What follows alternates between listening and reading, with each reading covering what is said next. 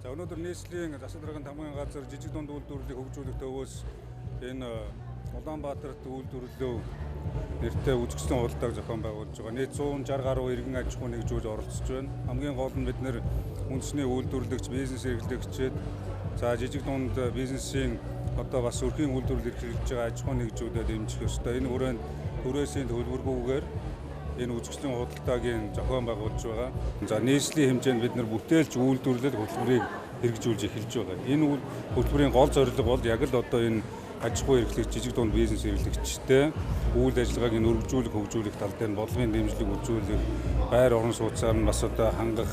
За тэгээд одоо заавал банк, санхүүгийн байгууллага дамжаад байхгүйгээр шат дамжлага багтаа яг хэрэгцээ шаардлагатай бага хэмжээнийхэн зээл одоо санхүүжилтийн өгдөг, тэгээ бараа бүтээгдэхүүнийг шууд худалдаж авдаг юм боломжийг бүрдүүлэх тал дээр бас зохион байгуулалтыг хийж удахгүй энэ бүтээлч үйлдвэрлэл хөтөлбөрийг одоо эхлүүлэх гэж байгаа гэдгийг дуулгахад тавьдаг.